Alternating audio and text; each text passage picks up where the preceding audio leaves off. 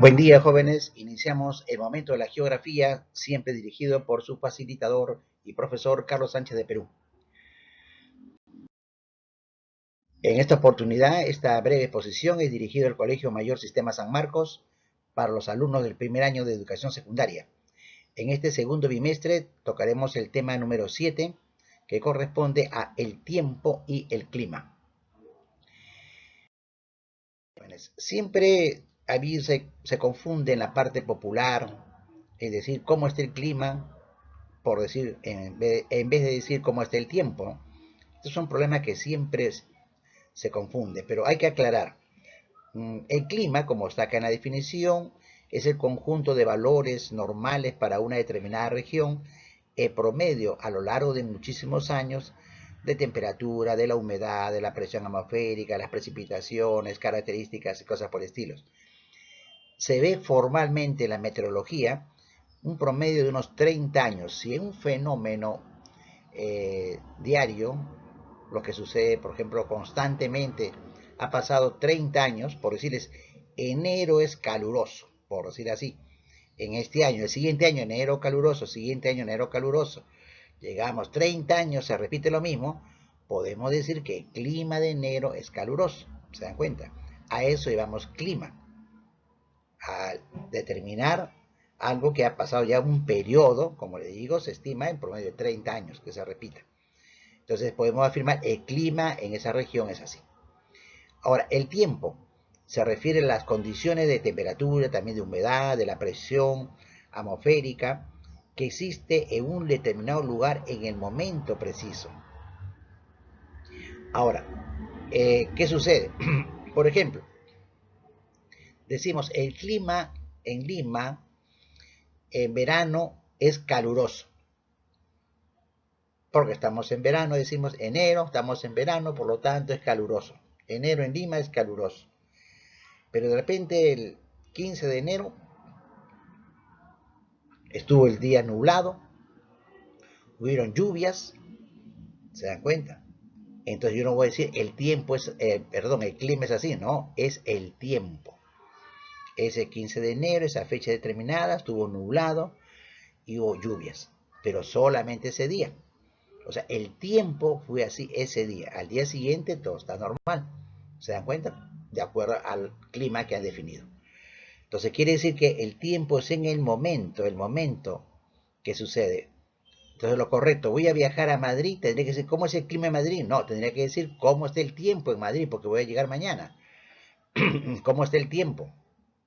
¿Me podrán determinar el tiempo? Ah, así es. Y no voy a preguntar cómo está el clima, ¿no? Yo no quiero el promedio, sino quiero lo que está en el momento. ¿De acuerdo?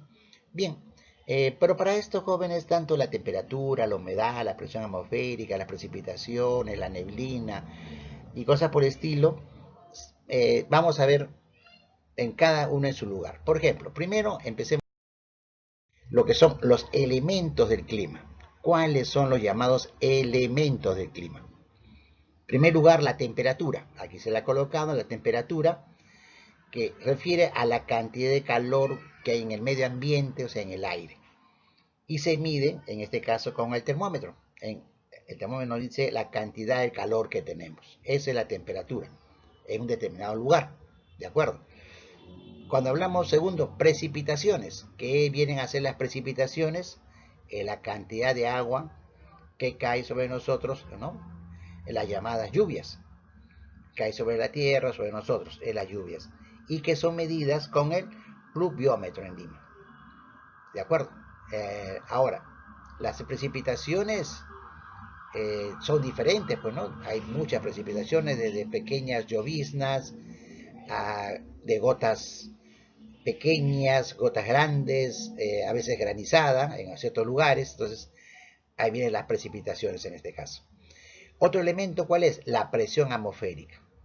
Otro elemento fundamental, la presión atmosférica, presión ejercida por la atmósfera sobre la superficie terrestre. ¿A qué se refiere? Imaginariamente sobre nosotros un tubo de la atmósfera y cuánto pesaría eso sobre nosotros. Y eso por eso se mide con el barómetro. Entonces, ahora, dentro de la composición, aquí hay que ver, lo que pesa la atmósfera, hay que ver qué está compuesto. Básicamente nitrógeno y oxígeno, y otros elementos. Pero del nitrógeno y oxígeno, que es el fundamental, ¿cuál es el que pesa más? Es el oxígeno. Y entonces, donde haya mayor cantidad de oxígeno, hay mayor presión atmosférica. ¿De acuerdo? Miren, el oxígeno pesa más. Por lo tanto, en donde hay mayor cantidad de oxígeno, hay mayor presión atmosférica. Y como el oxígeno pesa más, se localiza a bajas altitudes, es decir, a nivel del mar.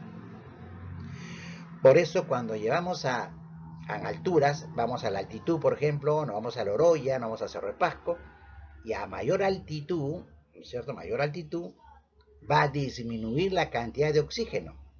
Y entonces decimos hacia arriba, la presión atmosférica es menor. Y acá en la costa, la presión atmosférica es mayor. ¿De acuerdo? Entonces, eso hay que tener en cuenta, jóvenes. Se estima, por ejemplo, nosotros decimos que un promedio, se habla de que la temperatura, por ejemplo, o en este caso la presión atmosférica, va a ir aumentando conforme nosotros vamos subiendo en una cordillera o en una montaña. Conforme se sube, nos dice, ahí va aumentando. Entonces se saca un promedio, equilibrio. A mayor altitud, se dice así, a mayor altitud, ¿cierto? Hay menor presión atmosférica. Eso es lo que eso se estima, un promedio, siempre. Entonces, eso como una referencia. Ahora, jóvenes, luego tenemos nosotros también algunos criterios que vienen a ser ya más fundamentales, pero vamos al viento. A ver, primero el viento. El viento, que es el aire en movimiento, se puede decir. El viento es un aire que está en movimiento. Y se mide, como está acá en la gráfica, en este caso, por el anemómetro. Pero ¿a qué se debe el viento? Decimos que es un aire en movimiento, pero ¿por qué se mueve? Se mueve por la diferencia de presiones. Es decir, cuando el aire tiene más, o sea, la parte así atmosférica, hay mayor cantidad de oxígeno, hay mayor presión atmosférica en un lugar. En otro lugar, porque ha calentado más el sol y por lo tanto el oxígeno se ha comenzado a elevar, ahí hay menor presión atmosférica. Entonces los vientos, o sea, de la atmósfera que están en un lugar de alta presión, se dirigen a cubrir lo que está en baja presión, de alta a baja presión, ¿de acuerdo? Entonces, conforme el oxígeno se va elevando, otro oxígeno frío viene y lo cubre. Por eso se producen los vientos. Pregunta que en San Marcos era, ¿no? Sobre todo a qué se debería. Y en las alternativas estaban poniendo básicamente, no se confundía, ¿no? Cambio de clima, variación de temperatura, y la respuesta era la variación de presión atmosférica, por la presión atmosférica. Bien, eso con respecto a los elementos del clima. Ahora, vamos a ver los factores principales del clima. ¿Cómo yo puedo deducir? Y aparte de los elementos, ¿cómo puedo deducir el clima en cierta localidad? Entonces, para determinar el clima en ciertas localidades, tengo que valerme de una serie de hechos generales. Y eso se llaman factores. Por ejemplo, el factor de latitud. ¿A qué se refiere? Se refiere que en la línea ecuatorial, o sea, en la circunferencia ecuatorial, por la misma forma que tiene la Tierra y su movimiento, allí siempre van a llegar con mayor incidencia los rayos solares. Entonces hay mayor temperatura. Claro, comparando el extremo, ¿no? En Ecuador hay mayor temperatura, línea ecuatorial, ¿no? En la línea de Ecuador, mayor temperatura que en los polos. Entonces, ¿qué sucede? La zona entre el Ecuador, línea ecuatorial, y los trópicos, para el norte, el trópico de Cáncer, para abajo, el trópico de Capricornio, esa zona le llaman una zona cálida, ¿de acuerdo? La zona cálida. Ahora, algunos dicen zona tórrida, todo eso es listo. Ahora bien, pero, y a partir de los trópicos hacia el norte o hacia el sur, que están ya más alejados de la línea ecuatorial, ahí le llaman la zona templada. zona templada del norte, zona templada del sur. Y por último, ya de los círculos polares o circunferencias polares hacia el polo, esa zona ya son las zonas frías, en este caso, lo que bordea la Ártica y la Antártica. Entonces, en base a eso, jóvenes, podemos decir, en forma general, de que hay una insistencia en que las localidades que están más cerca de la línea ecuatorial tendrán mayor temperatura, ¿de acuerdo? No que sean iguales, pero mayor temperatura, hay esa incidencia. Pero ese es un factor, el factor de latitud. Más cerca de la línea ecuatorial puedo deducir que su temperatura es mayor. Cuanto más se aleja de la línea ecuatorial, la temperatura es menor, ¿de acuerdo? Bien, pero ahí sumo con lo que es altitud. Ahora, ¿y qué es la altitud?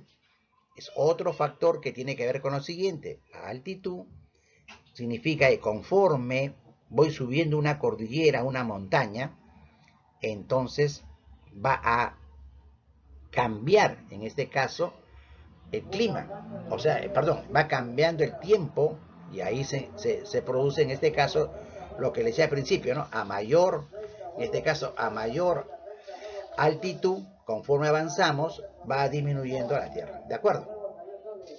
Entonces, eso en ese aspecto. Y luego se tiene lo que viene a ser la distancia al mar. Es decir, cuanto más cerca esté al mar, hay una diferencia con las partes o localidades que están lejos del mar, en este caso. ¿De acuerdo?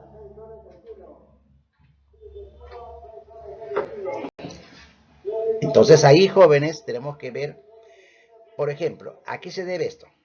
El mar o los lagos son buenas conductoras de energía solar. Entonces quiere decir que durante el día, por ejemplo, cuando hay rayos solar, almacena la energía del sol, la almacena las aguas. Y en las noches, esa energía que ha almacenado durante todo el día, la mantiene y la vierte, se puede decir así, al espacio. Entonces la zona, los lugares, la ciudad que está cerca al mar o cerca al lago, sus noches no son muy frías, ¿se dan cuenta?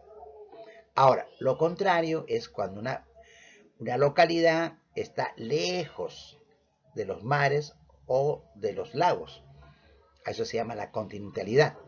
Está solo, aislado en el continente. Entonces, ¿qué sucede? Durante el día fuerte calor y se refleja, hay refracción, fuerte calor. No hay ningún lago, ningún mar que contenga, que guarde, que reserve la energía para las noches. Y entonces conforme se va el sol, se van los rayos solares, rápidamente se enfría la tierra y viene el frío. Y las noches son más frías. ¿Se dan cuenta? Entonces tiene mucho que ver eso, la distancia al mar o que le llaman la continentalidad. ¿De acuerdo? Ahora, jóvenes, todos estos aspectos hay que, en la geografía, hay que saberlos intercambiar. No se trata de decir tal localidad, tal latitud, tiene que ser tal temperatura. No, no, no seamos tan mecánicos. Le doy un ejemplo. Lima, con respecto a la línea ecuatorial, tiene la misma distancia que lo tiene Bahía en Brasil. Bahía, en la ciudad de Bahía, Bahía en Brasil, está a la misma distancia de la línea ecuatorial que Lima. Las dos están a la misma distancia. ¿Se dan cuenta? Pero sus climas son diferentes. A lo largo de los años se ha comprobado eso. ¿Y por qué? Si vemos que en los tiempos mismos, miren ustedes, Lima, nos vemos afectados porque a nosotros nos viene la corriente de Humboldt, que es una corriente fría. Sobre eso vienen los vientos fríos, ¿de acuerdo? Los vientos del sur, vientos fríos, y entonces la brisa del mar es fría, nos refresca y hay mayor humedad. En cambio, en Bahía es diferente, está a la misma latitud, pero ahí viene la corriente que viene de Ecuador. Viene de Ecuador, entonces agua más calientes, ¿se dan cuenta? Y entonces la brisa es más caliente y eso varía su temperatura. ¿Ven? Entonces miren ustedes, jóvenes, ahí ya influye otros factores tanto de las corrientes marinas como de los vientos para modificar el clima. Ahí les doy un ejemplo, ¿no? No siempre, pues entonces, si está a una misma latitud, tiene el mismo clima, no. Es un factor, sí, pero hay otros factores que intervienen. En este caso, la distancia al mar, en este caso, las altitudes. ¿De acuerdo, jóvenes? Bien, a esta breve exposición les ha acompañado un archivo en la cual les pongo un resumen de lo que le he manifestado. ¿De acuerdo, jóvenes? Bien, gracias por su atención. Nos estamos viendo hasta la próxima.